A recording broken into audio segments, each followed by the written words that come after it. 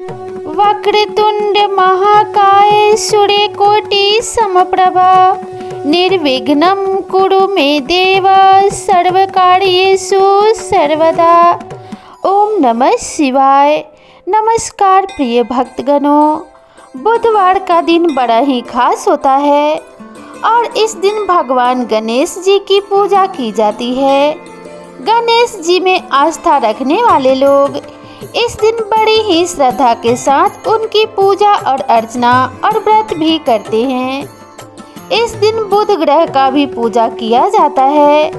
बुध को बुद्धि का कारक माना गया है, जो कि एक महत्वपूर्ण ग्रह भी है। अगर किसी की कुंडली में बुध ग्रह खराब हो तो उसके जीवन में कभी भी तरक्की नहीं होती, साथ ही उसे कभी भी कामयाबी नहीं मिलती है। बुध को व्यापार और बहन बेटी का कारक भी माना जाता है। इस दिन भगवान गणेश का दिन होता है, जो कि बुद्धि के देवता माने जाते हैं, जो अपने भक्तों की सभी विघ्न और बाधाओं को हरण कर लेते हैं। इसलिए उन्हें विघ्नहर्ता भी कहा जाता है। अगर कोई इनका सच्चे मन से पूजन करे तो उनको जीवन में धन और सुख समृद्धि की कभी कमी नहीं रहती। इस व्रत को करने से आपके अन्न के भंडार कभी खाली नहीं होते। भगवान गणेश, जिन्हें विघ्नहर्ता भी कहा जाता है, उनकी पूजा अर्चना करने से जीवन के सभी दुख दूर हो जाते हैं। इस दिन व्रत रखने का भी विधान है।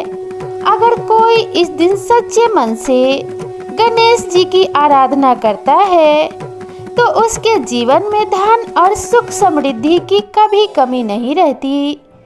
यदि आपका कमाया हुआ धन व्यर्थ में जा रहा है तो बुधवार का व्रत करें। बुधवार के दिन गणेश जी की पूजा करने से पहले संकल्प लें, क्योंकि किसी भी पूजा को शुरू करने से पहले संकल्प लेना आवश्यक है। बुधवार के व्रत को 7, 21 या फिर 45 बुधवार तक किया जाना चाहिए और इसकी शुरुआत महीने के शुक्ल पक्ष से करना उचित माना जाता है। आपको बता दें कि किसी भी व्रत की शुरुआत पितृपक्ष या कृष्ण पक्ष में नहीं करना चाहिए। बुधवार को सुबह स्नान ध्यान से निवृत्त होकर सबसे पहले तांबे के पात्र में भगवान गणेश जी की मूर्ति स्थापित करें। पूजा के लिए पूर्व दिशा की ओर मुख करना शुभ माना जाता है। यदि पूर्व दिशा में मुख करना संभव ना हो तो आप उत्तर दिशा की ओर मुख करके भी पूजा की शुरुआत कर सकते हैं। आसन पर बैठकर भगवान गणेश जी की फूल, धूप, दीप, कपूर, चंदन से पूजा अर्चना करें। मान्यता है कि पूजा में दूब यानी दुर्वा अर्पित करना शुभ होता है। इसके बाद गणेश जी को मोदक अर्पित करें और उसके बाद ओम गण गणपतये नमः मंत्र का 108 बार जाप करें। बुधवार के व्रत में नमक खाने से परहेज करना चाहिए। साथ ही बुधवार के दिन गणेश जी को घी और गुड़ का भोग लगाएं। इस भोग को गाय को खिलाएं। बुधवार की व्रत कथा जरूर पढ़ें या फिर सुने और आरती भी करें। मान्यता है कि बुधवार के व्रत में हरे रंग के वस्त्र पहनना बेहद शुभ होता है। गणेश जी को हरा रंग अति प्रिय है, इसलिए बुधवार के दिन हरे रंग के कपड़े पहनने चाहिए। साथ ही बुधवार के दिन व्रत रखने से पहले इन बातों का भी विशेष ध्यान रखना चाहिए। बुधवार के दिन किसी से भी उधार लेन देन नहीं करना चाहिए। इस दिन उधार लेन देन करने से संचित धन में कमी आती है। महिलाओं को बुधवार के दिन हरे वस्त्र, हरे रंग की चूड़ियां पहननी चाहिए। इस दिन मेहंदी लगाना भी सुहाग के लिए शुभ होता है। बुधवार के दिन भूल कर भी किसी किन्नर का अपमान ना करें। इस दिन अगर रास्ते में कोई किन्नर दिख जाए तो उन्हें पैसे या श्रृंगार सामग्री दान करें। बुधवार के दिन पान ना खाएं और इस दिन पान खाने से धन की हानि होती है। इस दिन को दूध जलाने का काम नहीं करना चाहिए, जैसे खीर बनाना, दूध उबालना आदि। इस दिन किसी भी कन्या का अपमान नहीं करना चाहिए। इन सभी बातों का ध्यान रखते हुए बुधवार का व्रत रखना चाहिए एवं पूजा करना चाहिए। तत्पश्चात बुधवार की कथा का श्रवण प्रेम पूर्वक करना चाहिए। ऐसा माना जाता है, बिना कथा पढ़े या सुने हर व्रत अधूरा होता है। तो चलिए बुधवार की पावन और पवित्र कथा को शुरू करते हैं। कथा को शुरू करने से पहले प्रेम से बोलिए गौरी पुत्र गणेश भगवान की जय, माता पार्वती की जय। ओम नमः शिवाय। दोस्तों, एक समय की बात है, एक साहूकार अपनी पत्नी को लाने के लिए अपने ससुराल गया। कुछ दिन रहने के बाद उसने अपने पत्नी के साथ अपने घर आने की सोची। दुर्भाग्य से उस दिन बुधवार का दिन था। लड़की के परिवार वालों ने कहा कि आज बुधवार का दिन है, जो कि किसी कार्य हेतु शुभ नहीं माना जाता है, इसलिए आज तुम मत जाओ। किंतु साहूकार ने किसी की एक न मानी और पत्नी समेत अपने ससुराल से घर को प्रस्थान किया। रास्ते में साहूकार की पत्नी को प्यास लगी। उसने साहूकार ने कहा, तुम बैलगाड़ी में ही बैठो, मैं पानी लेकर आता हूँ। जब वो पानी लेकर आया तो उसने देखा कि उसकी शकल का एक आदमी उसके पत्नी के साथ बैठा है। तब उसने जाकर उस पुरुष से पूछा कि तुम कौन हो? तब उसने कहा, मैं साहूकार हूँ। फिर दोनों के बीच में झगड़ा शुरू हो गया और वहाँ पर कुछ लोग और कुछ सिपाही आ गए, जिन्होंने उस स्त्री से पूछा कि तुम्हारा पति कौन है। तब वो इसका उत्तर ना दे सकी और साहूकार अपने मन में कहने लगा कि हे प्रभु, ये कैसी लीला है। तब उसी समय आकाशवाणी हुई और बोली, मूर्ख, आज बुधवार का दिन था, तब भी तूने आज ही गमन किया। ये सब भगवान बुधदेव के प्रकोप से हो रहा है, वो तुझसे रूठे हुए हैं। तब साहूकार ने भगवान बुधदेव से क्षमा याचना की। तब वो आकाशवाणी खत्म हो गई और इंसान के रूप में आए। बुधदेव भी अदृश्य हो गए। फिर साहूकार अपनी पत्नी संग घर गया और भगवान बुधदेव की पूजा की और व्रत किया और कथा सुना। उसको बुधवार की यात्रा करने का पाप नहीं लगा। और इसी प्रकार जो भी मनुष्य बुधवार का व्रत करता है, उसके सभी कष्ट दूर हो जाते हैं। बुधवार की दूसरी कथा के अनुसार समतापुर नगर में मधुसूदन नाम का एक व्यक्ति रहता था। वह बहुत धनवान था। मधुसूदन का विवाह बलरामपुर की नगर की सुंदर और गुणवती लड़की संगीता से हुआ था।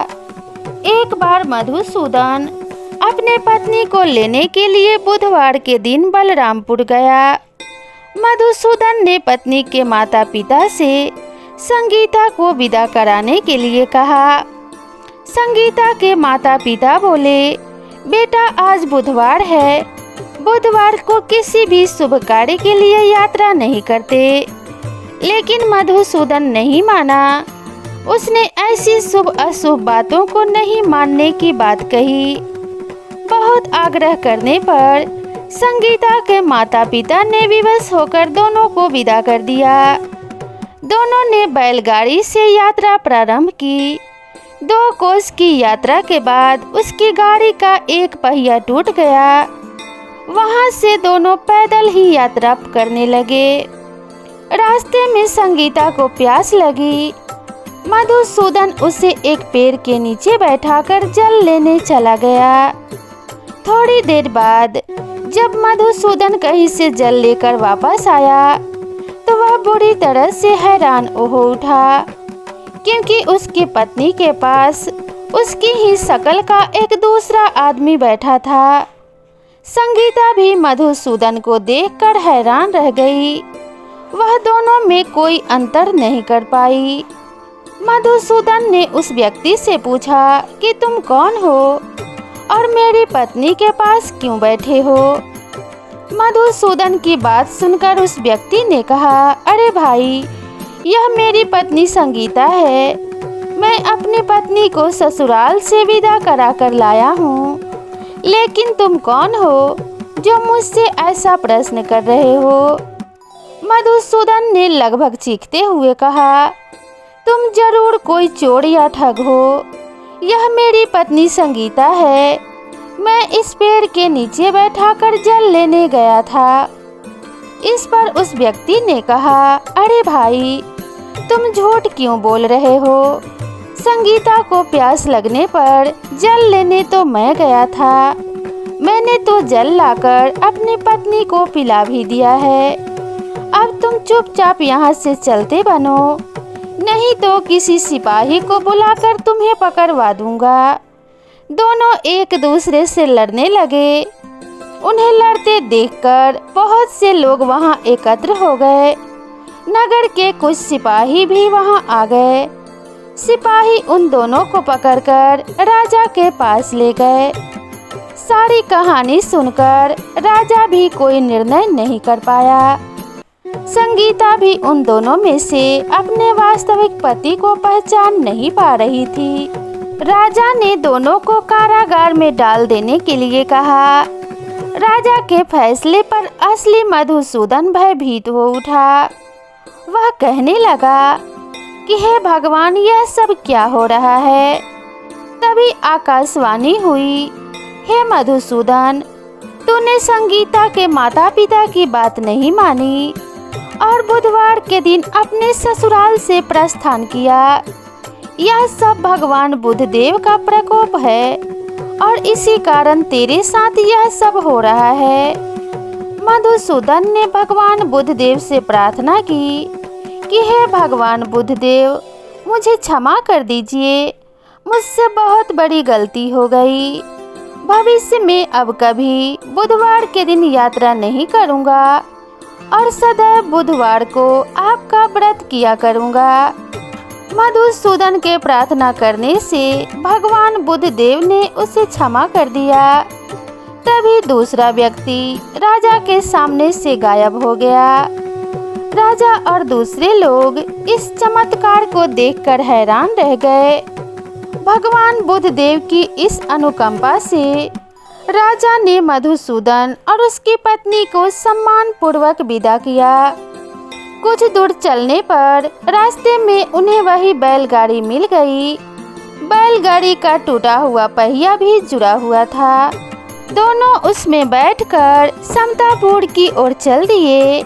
मधुसूदन और उसकी पत्नी संगीता दोनों बुधवार के व्रत को करते हुए आनंद पूर्वक जीवन यापन करने लगे। भगवान बुद्धदेव की अनुकंपा से उनके घर में धन संपत्ति की वर्षा होने लगी।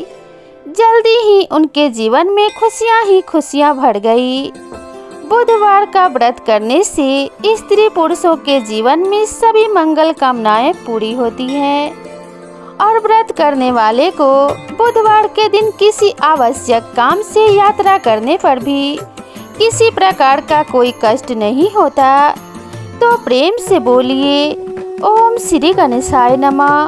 पूजा पूर्ण करने के बाद और कथा का श्रवण करने के बाद प्रेम पूर्वक आरती भी अवश्य करनी चाहिए। तो चलिए आरती शुरू करते हैं। जय गणेश जय गणेश जय गणेश देवा, माता जाकी पार्वती पिता महादेवा। जय गणेश जय गणेश जय गणेश देवा, माता जाकी पार्वती पिता महादेवा। एक दंत दयावंत चार भुजाधारी, माथे सिंदूर सोहे मूस की सवारी। पान चढ़े फूल चढ़े और चढ़े मेवा, लड्डुअन का भोग लगे संत करे सेवा। जय गणेश जय गणेश जय गणेश देवा। माता जाकी पार्वती पिता महादेवा।